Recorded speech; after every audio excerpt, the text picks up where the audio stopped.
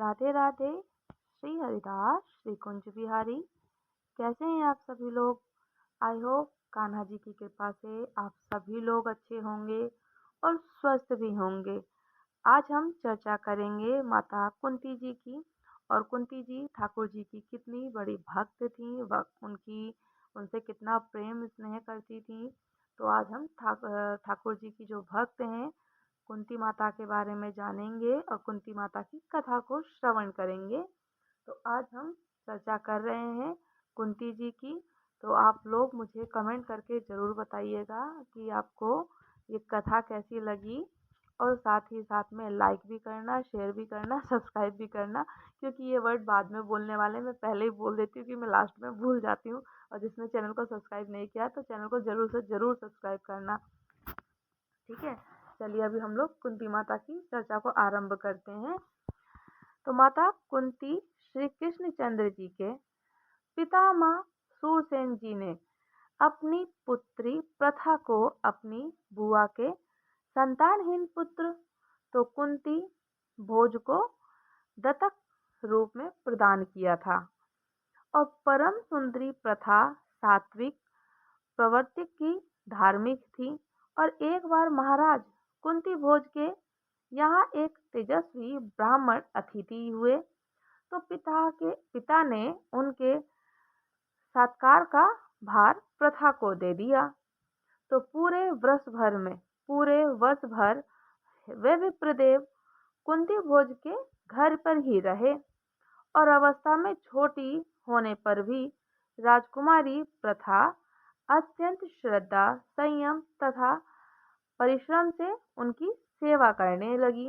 और सेवा में ऐसे ही लगी रही कि साल भर वहाँ रहे। और साल भर में जो उनकी सेवा करी है उन्होंने बहुत निष्ठा के साथ में उनकी सेवा करी।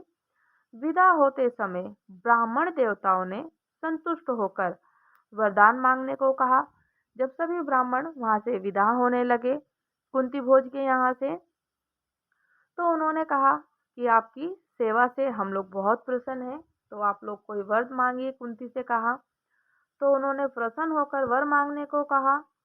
तो इन्होंने कहा कि आपके सम्मान, वेदज्ञ, तपस्वी तथा मेरे पिता मुझ पर प्रसन्न हैं, तो इसी से मेरा श्रम सार्थक हो गया। मुझे कोई अभिलाषा नहीं है। कुंती ने ब्राह्मण के निष्काम भाव से सेवा की थी। तो बेटी, मेरी प्रसन्नता निष्फल होनी नहीं चाहिए। जो मेरी प्रसन्नता है ना, वो निष्फल नहीं होनी चाहिए। तो मुझसे तू इन मंत्रों का ग्रहण कर ले। उनके पिता कहते हैं, तो इनके द्वारा तू जिस देवता का आवाहन करेगी तो विवश होकर तेरे समीप उपस्थित हो जाएंगे। उनके पिता उनको बोलते हैं कि मैंने जो प्रसन्न हुआ हूँ उस चीज को मैं निष्काम नहीं करना चाहता, तो तू मुझसे इन मंत्रों को ग्रहण कर ले, सीख ल, ताकि जब भी किसी भी देवता का आह्वान करेगी इस मंत्र से तो वो देवता मंत्र से और ग्रहण करने से उसको आवाहन करते हुए तेरे सामने उपस्थित जरूर हो जाएंगे। तो ब्राह्मण ने आग्रह किया कि शाप के भय से प्रथा निषेध न कर सकी। तो अर्थ शीर्ष में आए मंत्रों का उपदेश करके महाराज को अपना जाना सूचित करके वे तेजस्वी ब्राह्मण वहीं अंतर्हित हो गए, अंतर्ध्यान हो गए। और ब्राह्मण वेश में ये जो महर्षि थे दुर्वासा थे, जो ब्राह्मण के वेश में आए थे, तो महर्षि दुर्वासा जी थे वो। तो विप्रदेव ने ये कैसे मंत्र दिए हैं? तो कुंती राजभवन के ऊपर खड़ी सोच रही थी कि उन्होंने जो ब्राह्मण ने उनको मंत्र दिए तो ये मंत्र मुझे कैसे दिए हैं। ये सोच विचार में राजभवन में ऊपर अपने छत पर खड़ी थी अटारी पे और सोच रही थी, विचार विमर्श में थी। तो उनके मन में जो जो मंत्र थे, मंत्रों का उच्चारण करने से उन्होंने कहा था कि मंत्र उच्चारण करोगी तो देवता लोग विवश होकर के तुम्हारे समक्ष आ ही जाएंगे। उनके मन में अब परीक्षा लेने का कौतूहल हो गया कि अब परीक्षा लेनी चाहिए कि जो देवतागण ने हमें वो दिए हैं मंत्र, तो मैं देखती हूँ। उनके मन में हुआ। तो उदय होते ही, सुबह होते ही सूर्य पर उनकी दृष्टि पड़ गई। सूर्य पर उनकी जब दृष्टि पड़ी तो मंत्र प्रभाव से क्वच कुंडलधारी भगवान सूर्य के उस सूर्यमंडल में उन्हें दर्शन हो गए। जब दर्शन हुए तो विधिवत आचमन करके उन्होंने मंत्रों का जाप करते हुए सूर्य नारायण जी का आवाहन किया। तो स्वर्ण वर्ण दिव्य भरण भूषित तेजोमय पुरुष रूप से सूर्य देव सम्मुख उपस्थित हो गए। उन्होंने कहा, भद्रे, मैं तुम्हारी मंत्र शक्ति से विवश होकर आया हूँ, आज्ञा दो, मैं क्या करूँ।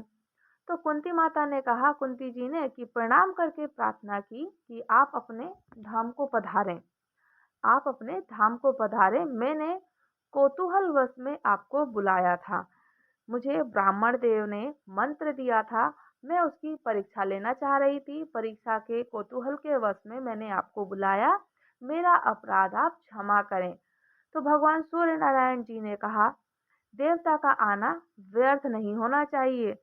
अगर आपने मंत्रों का उच्चारण करके देवता का आवाहन किया है तो देवता जब आए तो देवताओं का कोई आना व्यर्थ नहीं होना चाहिए।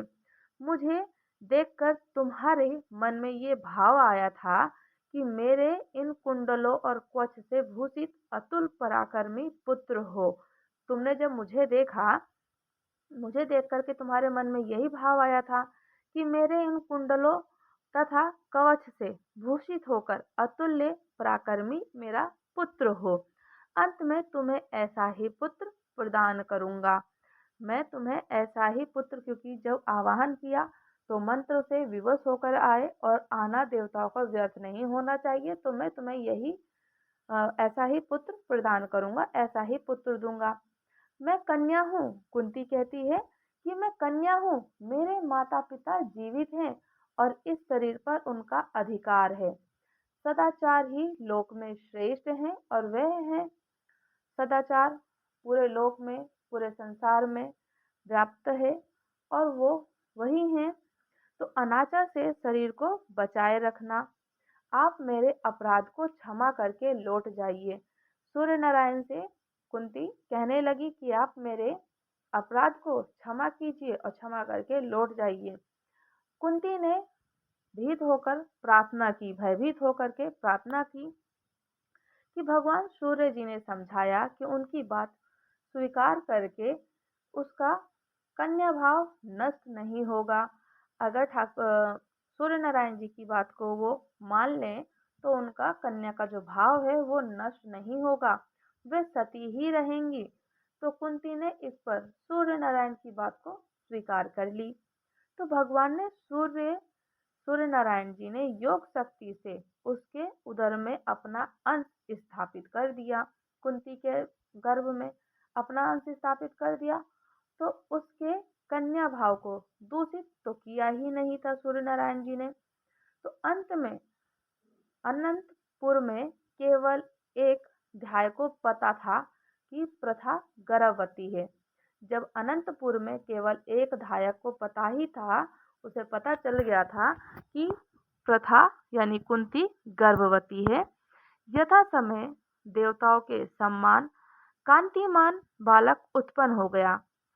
तो उसके शरीर पर स्वर्ण का कवच और कानों में दिव्य कुंडल थे इसी प्रकार से प्रथा ने धात्री की सलाह से एक पिटारी में कपड़े बिछाए, ऊपर से मोम चिपड़ दिया।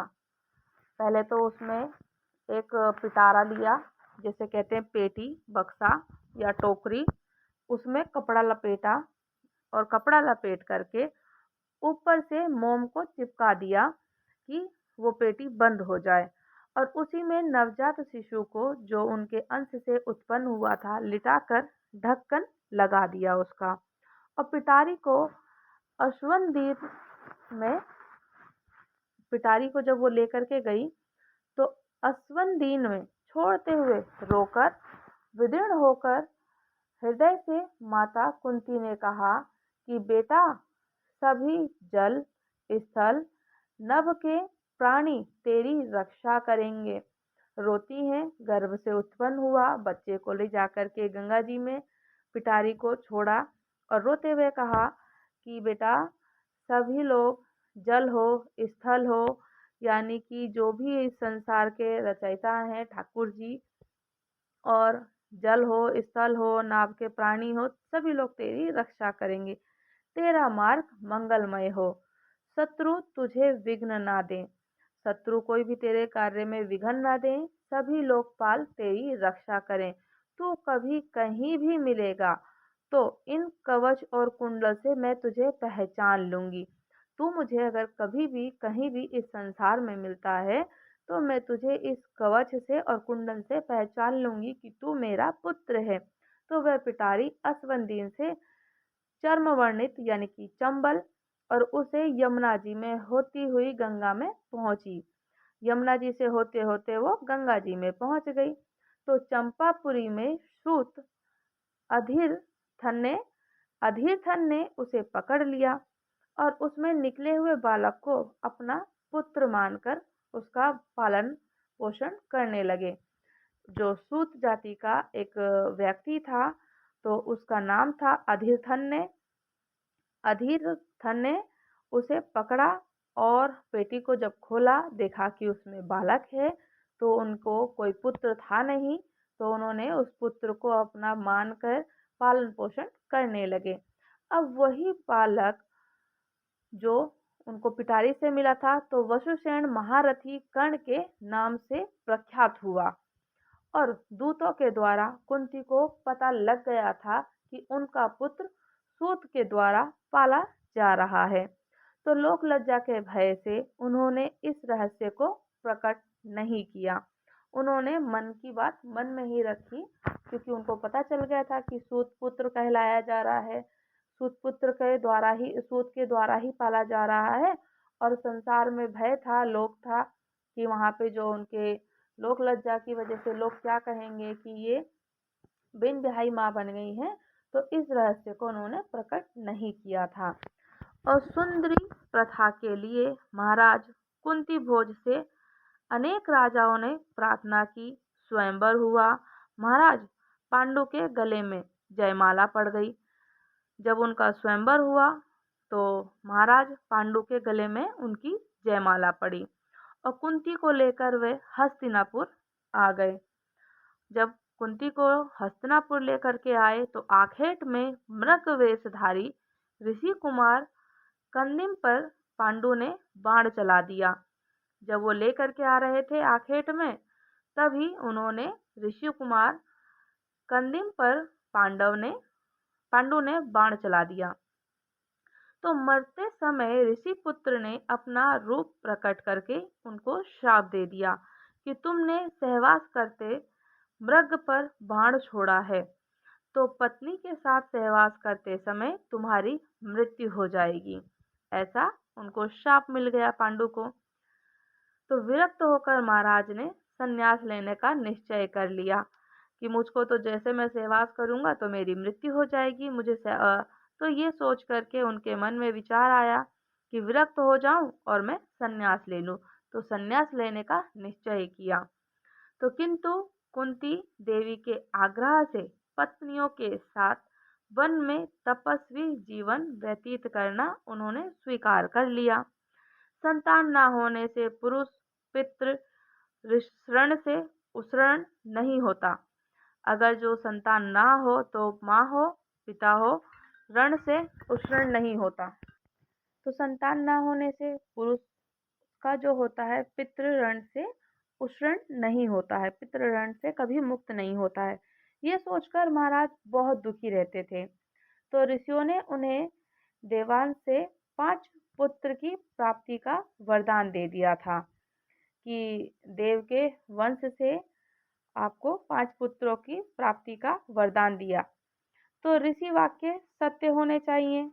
ये बोलते हैं कि ऋषि के जो वाक्य हैं वो सत्य होने चाहिए। ये सोचकर उन्होंने एक दिन कुंती से कहा कि भद्रे, तुम संतति प्राप्ति के लिए कोई यत्न करो, कोई संतान प्राप्ति के लिए कोई यत्न करो कि आपकी आज्ञा होने पर। कुंती ने कहा कि आपकी आज्ञा होने पर मैं जिस देवता का आवाहन करूंगी उसी से मुझे संतान होगी, उसी से मुझे संतान होगी जिस भी देवता को, क्योंकि मुझे महर्षि दुर्वासा जी ने मंत्रों को बताया था और मैं उन मंत्रों से जिस भी देवता का आवाहन करूँगी ना, तो मुझे संतान की प्राप्ति अवश्य होगी। आप आज्ञा दें, तो किस देवता का संकल्प करूँ मैं? तो दुर्वासा जी के द्वारा जो उन्हें मंत्र की प्राप्ति का वर्णन सुना, तो कुंती जी ने पूछा जब उनको अपना मंत्र की प्राप्ति का वर्णन सुनाकर, तो कुंती जी ने पूछा कि मुझे धर्मात्मा पुत्र चाहिए। धर्मात्मा संतति कुल को पवित्र कर देती है। तुम धर्मराज के उद्देश्य से मंत्र का जप करो। तो महाराज जी ने आदेश दे दिया, पांडु महाराज जी ने आदेश दिया।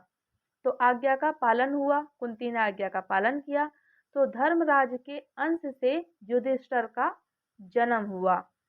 क्षत्रिय जाति बल प्रधान है, परम बलवान संतति का यानी कि संतान की कामना करता हूँ कि कुछ दिनों के पश्चात महाराज ने पुनः आज्ञा की, फिर से आज्ञा दी कि एक बार कुंती ने वायु देवता के उद्देश्य से जप किया, उन मंत्रों का उच्चारण किया वायु देवता के नाम से।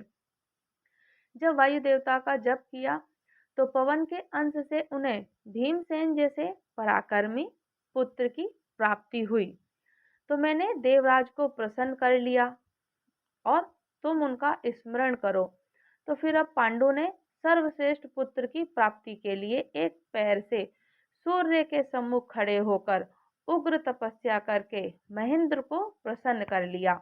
और पति की आज्ञा से फिर कुंती देवी जी ने क्या कहा कि 1 वर्ष तक व्रत और विशेष नियमों का पालन किया।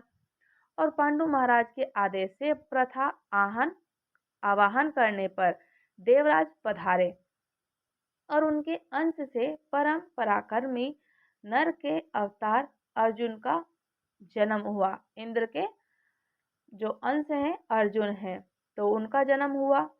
तो छोटी रानी माद्री के अनुरोध करने पर महाराज ने प्रथा को आदेश दिया कि कल्याणी, माद्री को भी संतान प्राप्त करो। बोलते हैं तो पति की आज्ञा सिरोधार्य करके उन्होंने मंत्र बताकर माद्री से किसी देवता का ध्यान करने को कहा और उनका आवाहन करने को कहा। तो माद्री के ध्यान करने पर अश्वनी कुमारों के अंश से यमज यानी कि नकुल और सहदेव की उत्पत्ति हुई। माद्री के जो उत्पत्ति हुई है, माद्री के जो पुत्र हैं नकुल और सहदेव, उनसे उत्पत्ति हुई।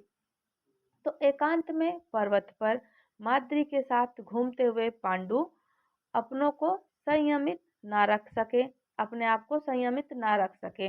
माद्री के साथ घूम रहे थे, वन में विचरण कर रहे थे और अपने को अब संयमित ना रख सके, तो उनका शरीर रत्न हो गया।